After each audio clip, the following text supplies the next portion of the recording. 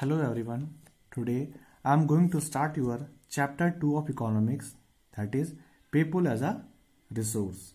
The chapter people as a resource is an effort to explain the population as an asset for the economy rather than a liability. Okay? The population becomes human capital when there is investment made in the form of education, training, and medical care. So, in this chapter, we will see all those things which are important for the development of a nation, or we will also see that how the people become a resource and why there is a need to invest in the human resource. Okay, so to know people as a resource, we should know that what is a resource. I think you all have read this topic in class 8th also. So here I have given you a simple definition of resource. So any material or a thing which can be transformed in a way that it becomes more valuable and useful to us, means anything or a substance which is more valuable and useful, and that particular thing having the potential to satisfy our need is always considered as a resource. Okay, now we will see human resource. Students, human resource include the size of a population of a country along with its efficiency, educational qualities, productive and organizational abilities. Okay, it means that the total size of a population of a nation who are very much efficient and they having the educational qualities and they were good in the production activities, they all consider as a good human resource. Okay, now the third point is human capital. Students, human capital is the stock of skilled and productive workforce of a nation. Means human capital include the total amount of population or those people who were engaged in some sort of production activities.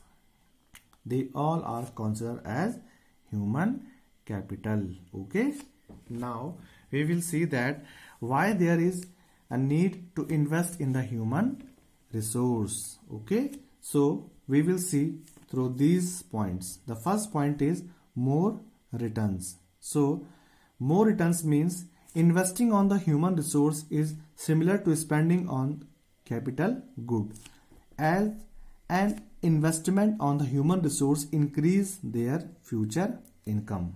I am giving you one example of this. Students, your parents, they are sending you all to the school. Okay, they just try to provide you all the things which you want. So at present they are investing on you. So have you ever think why they are investing on you? Because they know that the quality of education will give them a good future returns and it will also create a good human resource. Okay, that is why they are investing on you. Now the second point is increase in the productivity. Okay, the investment on the human resource is also important to increase their productivity, as an educated person do the things more efficiently as compared to the uneducated person. Okay, because the educated person can know the things in a better way and he is able to understand the things. So it will increase his productivity of work, or he will become more efficient in his work. So the third point is high growth rate. Students, countries like Japan, who are not very rich in the natural resources but their government focused on human resource or the capital, which results them as a high growth rate. Here in your NCERT book also they have given you the example of Japan. You can also see in your book. Students, let me tell you, Japan is a developed country and India is a developing nation. Okay, so India is very rich in terms of its natural resources. Okay, and Japan is a country who is not very rich in terms of its natural resources, but the government of Japan, they laid emphasis on the human resource or human capital by providing them good education and good health facilities. Okay, so the investment by the Japanese government on human resource or the capital give them a good return as Japan become a developed country. Okay, so this point shows that how important human resource is, as it is very important asset for the development of a nation. Now we will see the next topic, that is component of human capital formation or human resource. Okay, students, there are two important components of human capital. They are health and education. Okay, means both the health and the education have played a very vital role in the formation of good human resource or capital. Okay, so we will see their roles, what roles actually they played in the formation of good human capital. First we will see the role of education. So education is one of the main factors of economic and social development, as it helps in the mental horizon of the people and is a must to develop human personality. Students, I just teach you in a while that education, how important the education is.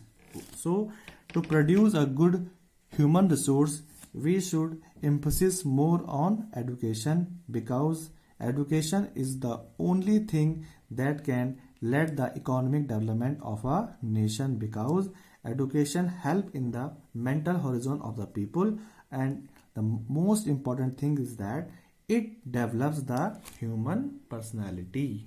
Okay, now the next point is it help in the development of science and technology. Okay, education encourages economic development through the greater participation of the people in the affairs of the country.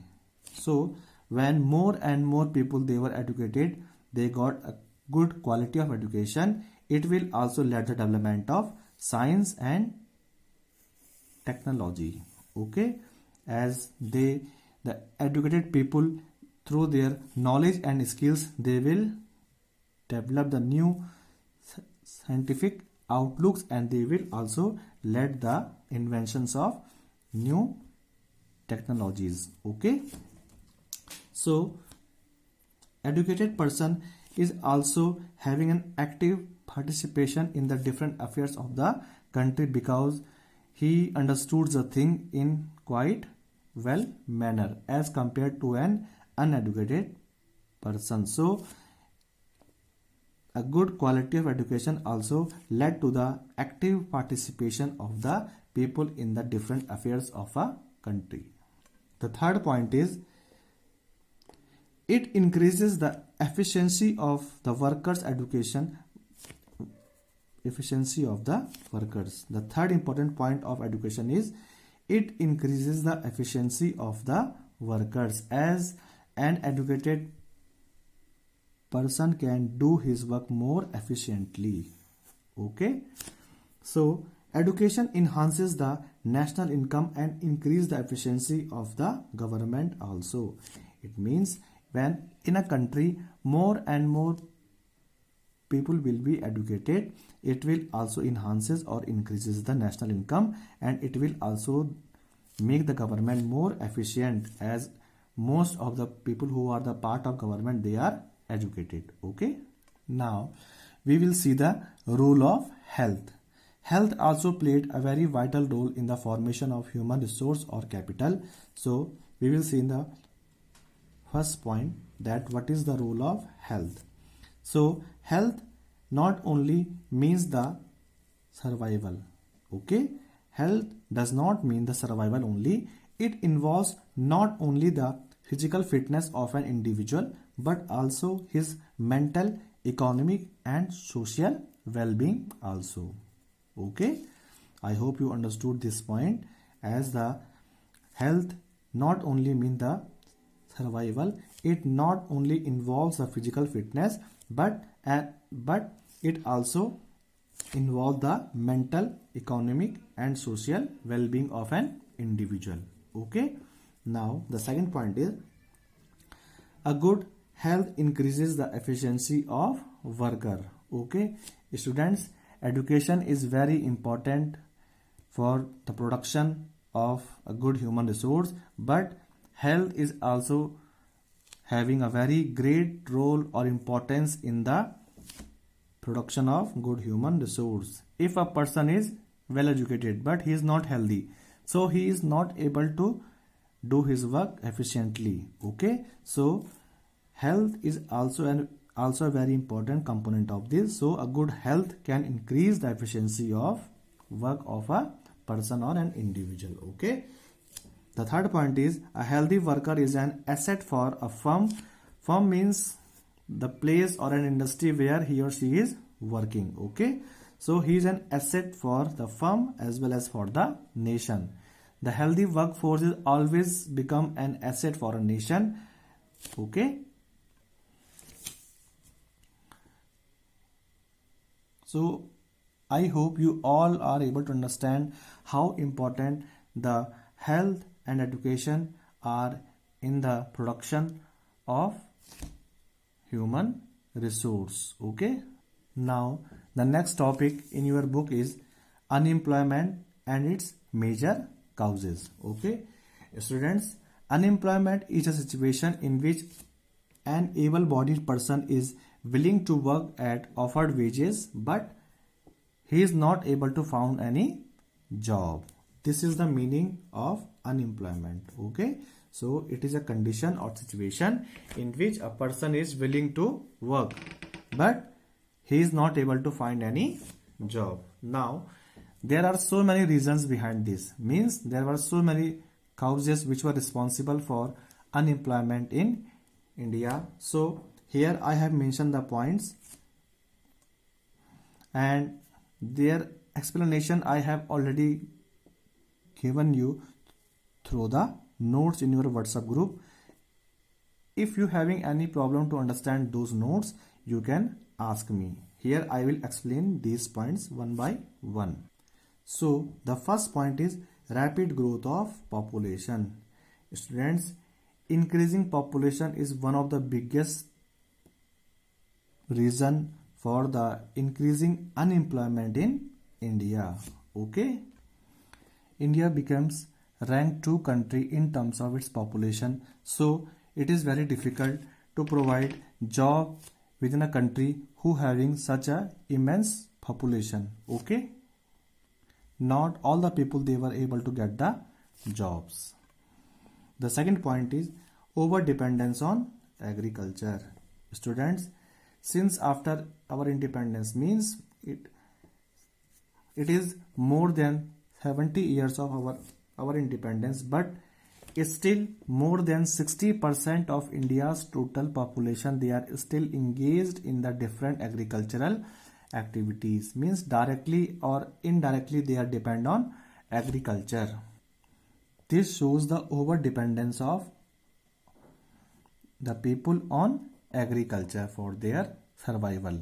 Okay, the next point is underdevelopment of the cottage and small scale industries.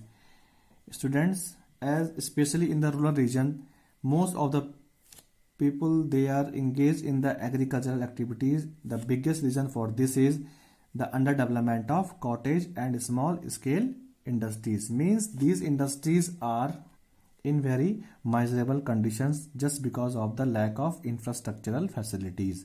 So this is another major reason for the unemployment in India. Okay, now the fourth point is under development of industries. The pace of industrialization in India is very slow, means only few proportion of the people in India they are engaged in some industrial activities. As the growth of industries in India is very quite slow, so industries are also not able to produce enough jobs for the people, which results unemployment in India. Okay. The next point is slow pace of infrastructural growth. It is also one of the major causes for increasing unemployment in India. As in India, there are lack of the infrastructural facilities, means the basic facilities which should be provided to each and every citizen. These facilities are still lacking in our country. It includes roads, hospitals, rails, or other transportation facilities. Means it also includes the education. Okay, so all these things are very, means the pace or the growth of all these things are very slow in India. So these are the 5 major causes of unemployment in India. Okay, I have explained these points in detail in your notes, so please go through the notes also. It will help you to understand the things in better way. Now we will see the types of unemployment. So the first one is disguised unemployment. Okay, students, this is a very common form of unemployment which is found in the rural regions. Okay, in this type of unemployment, more people are engaged in any activity than required. In short, we can say that it is a type of unemployment in which more persons are working than required. Okay, and this type of unemployment, I have already told you, this is found in agriculture or in the rural areas. Okay, I hope you understood what is disguised unemployment. Now we will see seasonal unemployment. As the name suggests, seasonal. So students, seasonal unemployment is an unemployment under which a person is employed for some month in a year and remains unemployed during rest of the year. So this type of unemployment found in both rural and urban areas. So in this type of unemployment, a person is able to get work or job only in some specific months in a year, and rest of the year he remains unemployed. And this type of unemployment was found in both rural and urban areas. Okay, means agro-based industries are the best example of this type of unemployment. Means those people who are working in agro-based industries, they are the examples of seasonal unemployment. As agriculture is a seasonal activity, so the agricultural based industries, they are working on only some specific seasons in a year.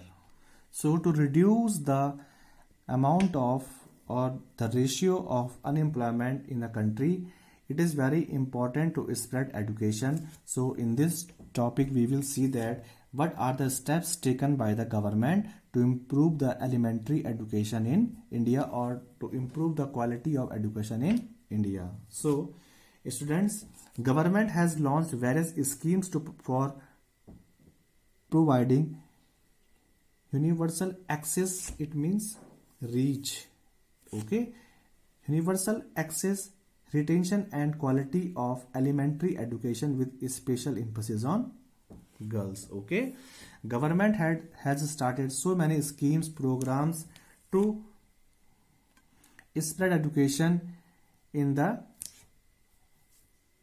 country, especially in the rural India, with special emphasis on girl. Means most of the programs which were associated with education, in those programs government just try to let more emphasis or focus on girls. Okay, so under the program of the universal access of education, there is also an establishment of pace setting of schools like Navodaya Vidyalaya. I hope you all heard these names, that is Navodaya Vidyalaya in each district.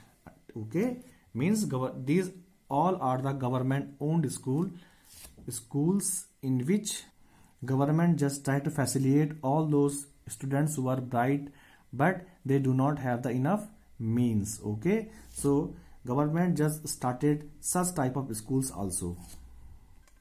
The third one is vocational streams have been developed to equip large number of high school students with occupations related to the knowledge and skills. Means along with the education, government just also try to provide them vocational streams like computers, handicraft, etc., by which in future they were able to do some work or job and they became self-dependent. Okay, the next one is Sarva Shiksha Abhiyan. Student, it is very important topic of this chapter, so if you having the NCERT book, please go through the books also. Okay, I will explain this here also.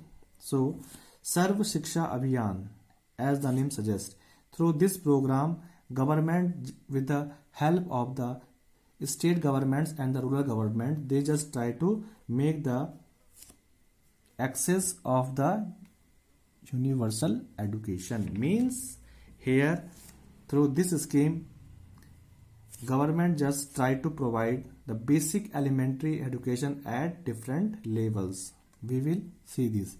It is a significant step towards providing elementary education to all children in the age group of 6 to 14. Means under this scheme government just try to provide free and compulsory education to all the children who are between the age group of 6 to 14. Okay, so it is a time bound initiative of central government in partnership with the state government and community for the universalization of elementary education. So this is very important step or scheme taken by the central government for the universalization of education. Okay.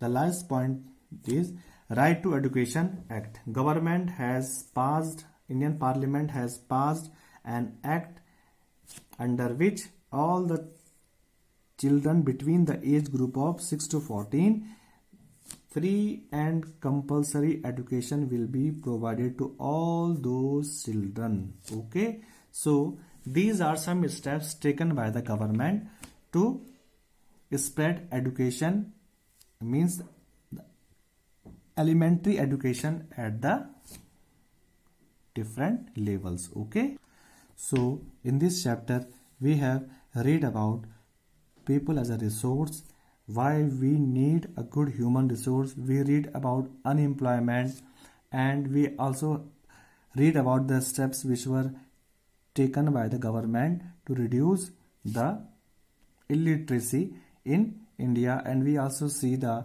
different types of unemployment. I hope you all are able to understand all these points. Students, if you having NCERT books, please see these topics in your books also. It will help you to understand the topics in a better way. Still, if you having any problem, you can ask me personally. Okay, thank you.